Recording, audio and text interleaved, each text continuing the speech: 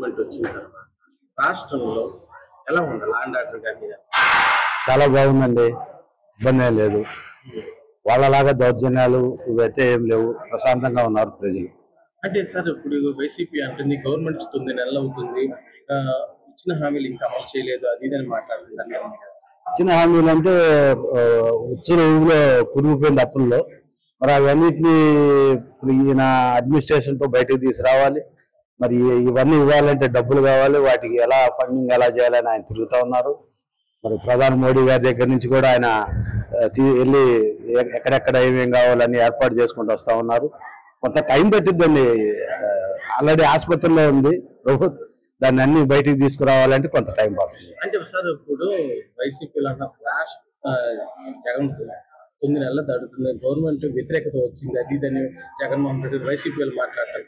వ్యతిరేకత వస్తే వాళ్ళ ఎమ్మెల్సీలు 3 ఎమ్మెల్సీలు అత్యద్భుతంగా భారీ మెజార్టీతో గెలిచారు. మరి ఎలా సాధ్యమవుతుంది ఇది వ్యతిరేకత అయితే? మీ ప్రజలు గమనిస్తూ ఉన్నారు. వాళ్ళు ఏదో వాళ్ళ ఛానల్లోనో వాళ్ళ పేపర్లోనో ఏదో చెప్పుకుంటారు, కానీ ప్రజలంతా గమనిస్తూ ఉన్నారు. వ్యతిరేకత అనేది ఏమి లేదు, అందరికీ అర్థమైపోయింది. ఈ ప్రభుత్వం గాడిలో పడాలంటే కొంత సమయం పట్టిద్దని ప్రజలు కూడా ఆలోచిస్తూ ఉన్నారు. సార్ ఇప్పుడు తప్పు చేసిన అధికారులు అరెస్ట్ చేయడం తప్పు, అధికారులు కానీ ఎవరినైనా తప్పుగా చేసిన వాళ్ళని అరెస్ట్ చేయడం తప్పంటారా? 100% కరెక్ట్ అండి, అరెస్ట్ చేయాల్సిందేనండి. మరి ఒక ఎంపీ స్థాయిలో ఉండి ప్యాంట్లు తీసి జనాలు చూపించడం కానివ్వండి, మరి ఒక ఎమ్మెల్యే స్థాయిలో ఉండి ఆయన అక్రమాల పాల్పడుతూ కూడా అలాంటి వ్యక్తి కూడా ఒక మహిళని కూడా చూడకుండా మాట్లాడటం కానివ్వండి, మరి ఇంకా గుడివాడ ఆయన మాట్లాడే విధానం కానీ ఇలాంటి జరిగితేనే, అరెస్టులు జరిగితేనే మరొకరు తప్పు చేయకుండా ఉంటారనేది నా భావన. సార్ ఇప్పుడు అసలు ఈ గవర్నమెంట్ ఈరోజు అమరావతి కానీ బడ్జెట్ లో నిధులు విడుదల చేయడంపై మీకు ఎలా అనిపిస్తుంది? 100% చాలా బ్రహ్మాండమైన ఇదండి అది. నాకు తెలిసి ఈ నెక్స్ట్ జనరేషన్ మాత్రం దేశంలోనే బ్రహ్మాండమైన రాజధానిగా అమరావతి రాబోతా ఉందనేది మా ఆలోచన. దానికోసం అందరూ కూడా సపోర్ట్ చేసి చంద్రబాబు గారికి సపోర్ట్ చేసి అండగా నిలబడాలని మేము భావిస్తాం.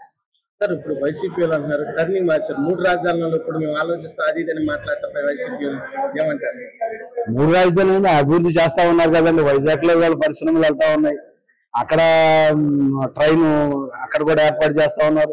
వాళ్ళ విజయవాడలో మెట్రో ఏర్పాటు చేస్తా ఉన్నారు. ఆయన చెప్పినట్టు రాయలసీమలో కూడా ఏర్పాటు చేస్తా ఉన్నారు. ఎక్కడ ప్రత్యేకించి ఫలానా అనేది ఏం లేదండి, రాష్ట్ర వ్యాప్తంగా సమాన న్యాయం చేస్తారనేది మా ఆశాభావం. కూటమి ప్రభుత్వం వచ్చిన తర్వాత బాగానే ఉంది.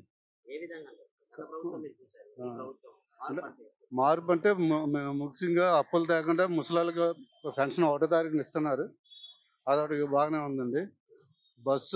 బస్సులు ఫ్రీ అన్నారు, దాన్ని చూసుకొని వాళ్ళు ఏదో చేస్తా ఉన్నారు, దాన్ని చూసుకొని అన్ని ఒకేసారి కాకుండా ఒకటి స్టెప్ బై స్టెప్ చేసుకెళ్తున్నారు. పెన్షన్ టైంకి ఇస్తున్నారు, ఓల్డేజ్ పెన్షన్ బట్టి పెన్షన్ కరెక్ట్గా ఇస్తున్నారు.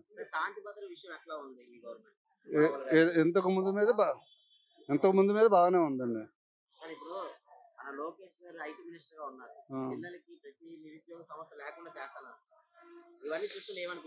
వాళ్ళు అంటున్నారు అమలు జరపాలి కదా, నమ్మకం అంతకుముందు మీద ఇప్పుడు కొద్దిగా నమ్మకం ఉంది, జరపాలి. అమలు జరిపితే అప్పుడు ఏటానో తెలియాలి.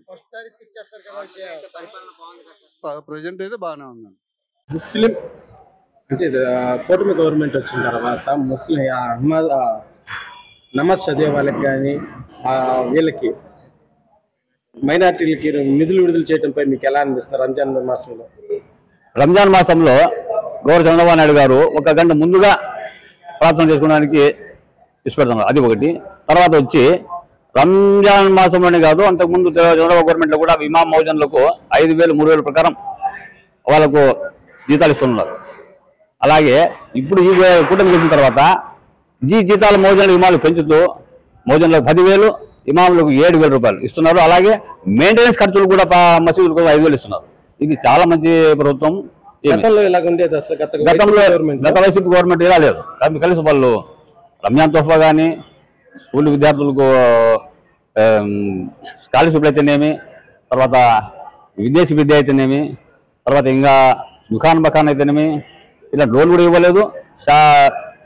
షాదీ తోఫా అని చెప్పి ముస్లిం మైనార్టీస్కి గత ప్రభుత్వంలో ఇచ్చింది చంద్రబాబు గవర్నమెంట్లో దాదాపు 4,000 మందికి అట్లా ఇచ్చింది, 48,000 మందికి. కానీ ఈ ప్రభుత్వం ఇచ్చిన తర్వాత కేవలం అట్లా ఎంచుకునేటట్టుగా ఒక 150 మంది అట్లా ఇచ్చినారు అంతే. కానీ అది కూడా చాలా రిస్ట్రిక్షన్స్ పెట్టి 10వ తరగతి పాస్ అంటే అక్కడ పాస్ అవ్వాలి, ఇక్కడ పాస్ కావాలా అని కేవలం తీసేదానికి వాళ్ళకి ఇవ్వకూడదనే ఉద్దేశంతో విద్య పెట్టి వాళ్ళకు చాలా అన్యాయం చేసింది. అంటే ఈరోజు ముస్లిం మైనారిటీలకు, ఇమాములకు, మౌజన్లకు పెంచడంపై మీకు ఎలా అనిపిస్తుంది? సంతోషం అనిపిస్తుంది. 10,000 రూపాయలు ఇమాములకు, మౌజన్లకు 7 రూపాయలు ఇవ్వడము సంతోషంగా అనిపిస్తుంది. ఒకేసారి 6 నెలలు విడుదల చేయడం కూడా ఇంకా సంతోషంగా ఉంది. జీతాలు ఒకేసారి 6 నెలలు విడుదల చేయడం కూడా ఇంకా సంతోషంగా ఉంది. గవర్నమెంట్ వచ్చిన తర్వాత రైతుల పరిస్థితి ఎలా ఉంది? రైతుల పరిస్థితి బాగుందండి. పైన వరకు వైఎస్ఆర్ గవర్నమెంట్ లో మాకు 3 లక్షలకి 21,000 కట్టినాం. ఇప్పుడు 5,000 కలిసి సరిపోయింది. మాకు 16,000 సబ్సిడీ ఇచ్చారు. మా అబ్బాయికి 14,000 కట్టాల్సింది 11,000 కడితే సరిపోయింది. మాకు 35,000 కట్టి ఇద్దరు మీద, మా అబ్బాయి మా ఇద్దరు తండ్రి కొడుకు మీద. ఇప్పుడు 6,000 కట్టి అయిపోయింది. మా బాగా క్లియర్ వడ్డీ అయిపోయింది. వడ్డీ కాకుండా వైసీపీ రైతులను సరిగ్గా పట్టించుకోవట్లేదు గవర్నమెంట్ అని అంటుంది. అది వాళ్ళు సుత్త కొట్టుకుంటూ ఉంటారు. ఆ సుత్త వాళ్ళు కొట్టుకోవాలా. చేసే పనులు అడ్డాల పనులు, చెప్పే మాటలు మన మాటలు, దాంతో తప్పే లేదు. కెమెరా చేసుకోవడం తప్ప ఉండదు, ఏం లేదు. వాళ్ళు పలికిరారు. వాళ్ళు ఇప్పుడు చెప్పినా ఎవరు నమ్మరు. ఇప్పుడు ఎలా ఉంది రైతులు? వాళ్ళు చెప్పినా నమ్మరు ఎవరు. ఇప్పుడు ఎలా ఉంది రైతుల పరిస్థితి? రైతు పేరు బ్రహ్మాండంగా ఉంది. అంటే ఇప్పుడు అవన్నీ ఎలా వస్తున్నాయి? పెన్షన్లు కానీ అవన్నీ ఎలా వస్తాయి? పెన్షన్లు బాగా వస్తున్నాయి. పెన్షన్లు ఖచ్చితంగా కొడుతున్నాడే మాకు అందరికి. గతంలో ఎప్పుడు 15, 20 తారీఖు కూడా ఇచ్చేది. 1వ తారీఖు ఎప్పుడు ఇచ్చారు?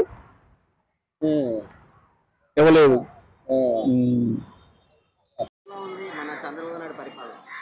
పరిపాలన అంటే బాగానే ఉంది. ఎలాగుంది అంటే ఎవరిని అడిగినా అదే బాగుంది బాగుందని చెప్తారు.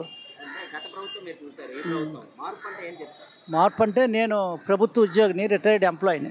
గతంలో పెన్షన్ కూడా ఎప్పుడు వస్తుందో తెలియని పరిస్థితి. 15, 20వ తారీఖు, 21 ఉండేది. అదేదో దయాదాక్షిణ్య బటన్ నొక్కుతారని వాడు ఎంప్లాయీస్ని ఎవరిని పట్టించుకోలేదు. ఎంప్లాయీస్ని కానీ పెన్షనర్స్ని కానీ అదేదో చూపించాం. గత సంవత్సరం చూశారు, దానిలో ముందడుగేసి చేసాం.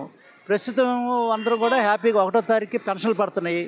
రాష్ట్రం ఇటువంటి పరిస్థితి ఉన్నప్పుడు కూడా ఎక్కడ ఏ రకమైన ఇబ్బందులు లేకుండా అన్ని సంక్షేమ పథకాలు అమలు జరుపుతున్నారు. వీళ్ళు అమరావతి కానీ, అటు పోలవరం కానీ, ప్రభుత్వ ఉద్యోగ వ్యవస్థ కానీ, రైల్వే జోన్ వచ్చింది, విశాఖపట్నం కానీ, మన ఉత్తరాంధ్ర కానీ మాటలు కాకుండా చేతల ప్రభుత్వంలాగా ఉంది. నిజంగా చేసుకుంటే కానీ మళ్ళీ ఏదో ఆశపడి ఆ కీలకమైన టైంలో కానీ తప్పుడు వేస్తే ఏదో తాయిలాలు వస్తాయి. ఉచితాలు తీసేయాలండి. మెయిన్ ప్రభుత్వం చెప్పదలుచుకున్నది ఉచితంగా ఇవ్వకూడదండి. బట్టలు నొక్కడాలు చంద్రబాబు చేసినా ఆయన చేసినా ఉచితంగా ఇవ్వవసరం లేదండి. ప్రజలకి విద్యా, వైద్యం గవర్నమెంట్ ఖర్చుతో ఇప్పిస్తే ఎవరికి సబ్సిడీలు తీసేసి మంచి ప్రభుత్వం ఇవ్వండి, రవాణా వ్యవస్థ మెరుగుపరచండి, మౌలిక సదుపాయాలు కల్పించండి, అందరూ హ్యాపీగా ఉంటారు. తప్ప అందిస్తామంటే సోమరతనం తయారవుతాం మనం.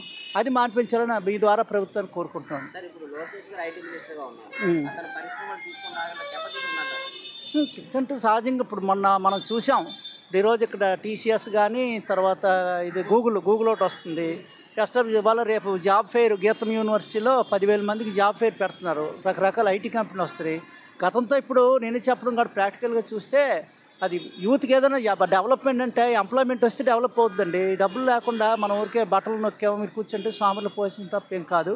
ప్రస్తుతం అయితే బాగానే ఉంది, పరిపాలన బాగానే ఉంది. నేను 100% దాన్ని ఏకీభవిస్తున్నాను. నేను రిటైర్డ్ ప్రభుత్వ ఉద్యోగి. నా పేరు కోర్మారావు ఉప్పలపాటి, ఎంపీడీ.